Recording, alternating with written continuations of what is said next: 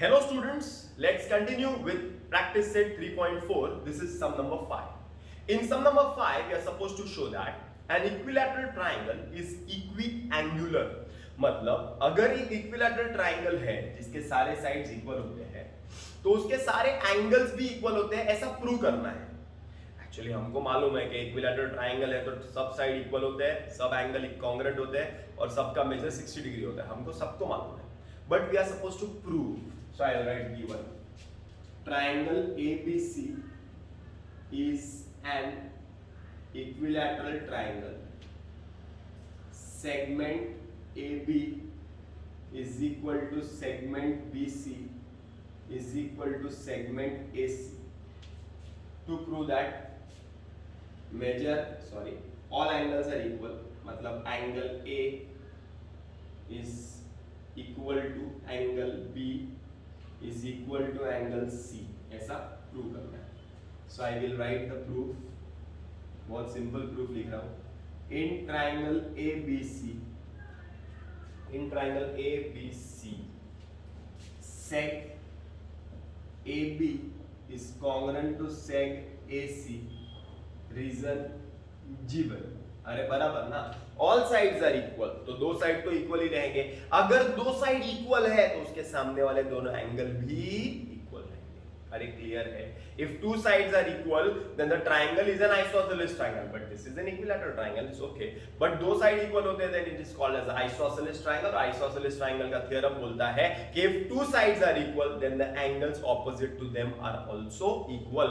But we can write directly, I can write therefore angle AB के सामने वाला angle C is congruent to angle AC के सामने वाला angle B dash 1 angles opposite to congruent sides are congruent.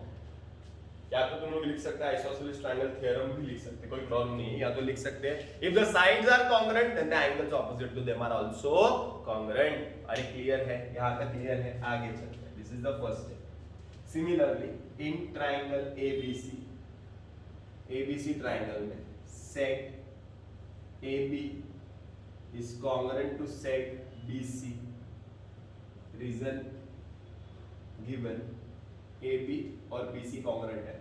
अगर side congruent है तो उसके सामने वाला एंगल AB के सामने वाला angle C is congruent to BC के सामने वाला angle A is congruent to angle A dash 2। Same reason, angles opposite to congruent sides are congruent. बराबर है? So this is the second step. So I can write from 1 and 2 C A सब congruent है, तो angle A is congruent to angle B is congruent to angle C, that is angle A is equal to B is equal to C. Therefore equilateral triangle is equiangular. Hope this is clear. शायद यही prove करना है, सब angle equal है। Okay, this is the next question. In this question the diagram is not given, so you are supposed to draw the diagram and then you have to prove that triangle ABC is an isosceles triangle. ऐसा prove करना है कि triangle ABC एक isosceles triangle है और question में दिया हुआ है कि the angle bisector of angle BAC का एक एंगल बाइसेक्टर है जो परपेंडिकुलर है BC पे। हमें प्रूव करना है कि ABC एक आइसोसेलेस ट्रायंगल है। So I will write the proof. We are supposed to show that ABC is an isosceles triangle. अगर आइसोसेलेस ट्रायंगल बताना है, अगर आइसोसेलेस ट्रायंगल प्रूव करना है तो दो साइड्स इक्वल बतानी पड़ेगी। Hope you understand. If we are supposed to show that the triangle is an isosceles triangle, then we are supposed to show that two sides of the triangle are equal. अगर मैं triangle ABC के दो side equal बता देता हूं तो triangle ABC एक isosceles triangle बन जाता है। तो हमें बताना है कि ट्रायंगल ABC एक आइसोसेलेस ट्रायंगल है, तो हमें इसके दो साइड को इक्वल प्रूव करने पड़ेंगे। इक्वल प्रूव करने के लिए there are two triangles. In triangle BAD bad and triangle CAD cat. Bad and cat, BAD bad, CAD cat, bad cat, दो ट्राइंगल है। उसके अंदर कुछ कॉन्ग्रेंट पार्ट दिख रहे क्या? देखो ये कॉमन साइड है दोनों में, कॉन्ग्रेंट पार्ट दिख रहे क्या? देखो हाँ दिखा, angle BAD is congruent to angle CAD, reason ray AD is angle bisector। अरे बराबर है, ये एंगल बाइसेक्टर है, तो ये एंगल और ये एंगल इक्वल है, इसका नाम बराबर चलेगा BAD बैड, CAD कैट। अरे बराबर, आगे चलते हैं, sec AD is congruent to sec AD, reason common side.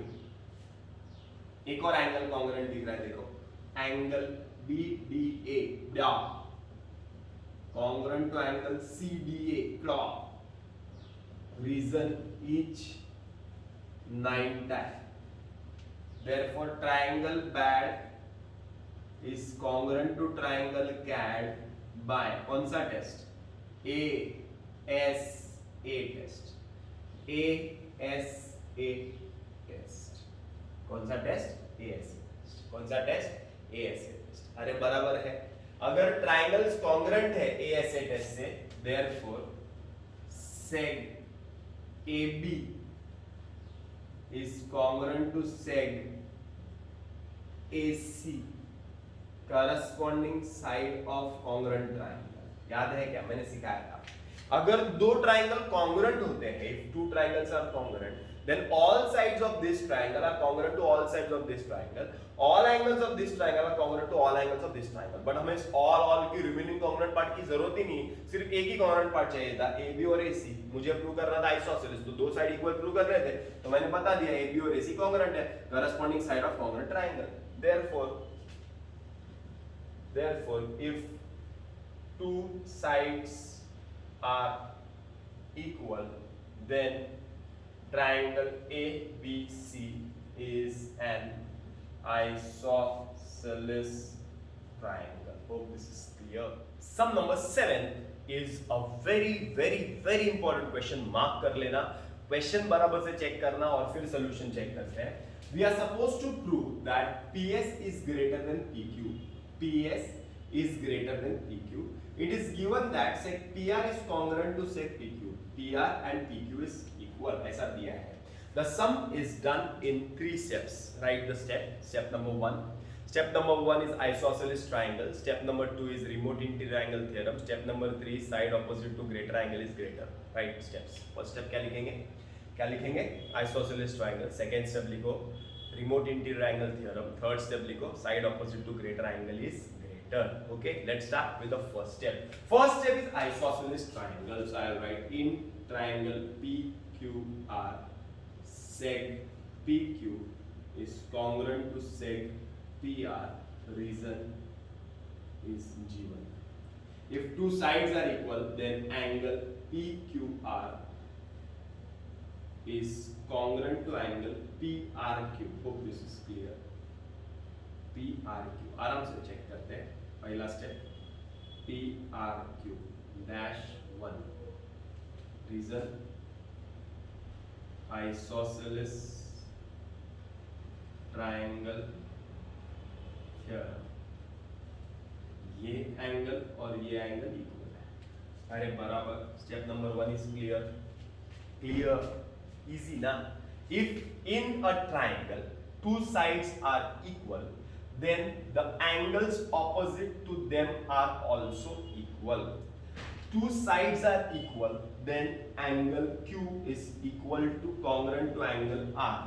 angle Q means angle PQR, angle R means angle PRQ। अरे बराबर, दोनों इक्वल है। -1 first step is clear. Second step पे जाते हैं। कौन सा सेकेंड स्टेप है? Remote interior angle theorem. बराबर, angle PRQ, this angle is an exterior angle for triangle PRS या of triangle PRS। This angle is an exterior angle for this triangle, बाहर का एंगल है ना, बाहर का एंगल है ये एंगल, बाहर का एंगल है ये एंगल, बाहर का एंगल है ये ट्राइंगल का। Therefore by property of exterior angle of a triangle, what is a property? Property ये है कि जो बाहर का एंगल है वो रिमोट इंटीरियर एंगल से, वो रिमोट मतलब ये बाहर का है ना, तो वो अंदर के रिमोट इंटीरियर एंगल से बड़ा रहता है। So angle P R Q is greater than angle P S R. Hope this is clear. Angle P R Q, angle P R Q बाहर का एंगल, ये अंदर का रिमोट नहीं, क्या अभी सेकंड स्टेप में रिमोट लिखा है, रिमोट मतलब अंदर का, रिमोट मतलब एकदम अंदर का, तो ये वाला एंगल इससे बड़ा रहता है। ओके ओके क्लियर है? So this angle is greater than this angle, clear? So I can write this as 2 from 1 and 2, देखो 1 देखो 2, PRQ PRQ, क्या मैं PRQ के जगह पे PQR लिख सकता हूं? बिकॉज दोनों इक्वल है, so I can write therefore angle PQR is greater than angle PSR। PRQ and PQR are equal, so instead of writing PRQ I wrote PQR, so PQR is greater than angle PSR, PQR is greater than angle PSR, PQR is greater than angle PSR, PQR is greater than angle PSR. So I can also write that is angle PQR is greater than PSQ, क्योंकि PSR और PSQ दोनों same ही है, PSR के जगह पे PSQ लिख दिया मैंने, ओके ना? एंगल इज नॉट चेंजिंग ना, only the side is changing, वो लाइन बड़ा हो रहा है कम हो रहा है, but angle remains the same. Okay, so in triangle PQS, PQS ये बड़ा वाला ट्रायंगल देखो, अभी ये भूल जाओ, अभी ये भूल जाओ, बड़ा वाला ट्रायंगल देखो, in triangle PQS angle PQR is greater than angle PSQ, PQR बड़ा है, PSQ छोटा है, तो PQR बड़ा है ना, तो उसके सामने वाला साइड क्या है? वो भी बड़ा रहेगा, उसके सामने वाला साइड है PS, therefore sec PS is greater than, इसके सामने वाला साइड है PQ, sec PQ side opposite to greater angle is greater. Hope this is clear. अगर एंगल बड़ा है तो उसके सामने वाला साइड भी बड़ा है, एंगल छोटा है तो उसके सामने वाला साइड भी छोटा है। सो एंगल PQR ये बड़ा है, PQR मतलब PQS, PQS, PQS, PQR मतलब PQS सेम ही हो गया, PQS बड़ा है तो PSQ छोटा है, तो PQS के सामने वाला साइड है PS और PQ उसके सामने वाला छोटा है। Hope this is clear. This is the last question of today's practice set. Now here we are supposed to show that AD is congruent to BE. Mark, this question is also very important because this diagram looks confusing, but if we prepare one more diagram to make this diagram simple, then the sum becomes very simple. For example, this is the first triangle, that is A B D, this is 90, and one more triangle, this is B, this is A, this is E. Hope the diagram becomes simple now. This is A B D and this is B A E. The diagram becomes simple. A B D and B A E. Okay, now there are two triangles A B D B A E. यहाँ पे थोड़ा confusing लगता है because ये overlap कर रहे हैं ना, अलग अलग कर देंगे तो एक मालूम पड़ जाएगा। देखो ना, दोनों में ए बी सेम है, बराबर, दोनों में 90 डिग्री है, अरे बराबर है, 90 डिग्री है दोनों में, और ए बी सेम है, क्लियर है। और क्वेश्चन में ऐसा गिवन में दिया हुआ है, check the text book, it is given that BD is equal to AE। तो ऐसा दिया हुआ है, बराबर है। फिर से एक बार, डायग्राम अलग अलग करना है, इसमें कॉमन साइड देखनी है। ये और ये इक्वल दिया है, ये 90-90 इक्वल क्वेश्चन में ही दिया है, बराबर है। तो आई will right in triangle BAD and triangle ABE, BAD ABE। First, seg AB is congruent to seg AB. Reason, common side. Second, angle ADB is congruent to angle BEA. Reason, each 9 tie. Third, seg BD is congruent to seg AE.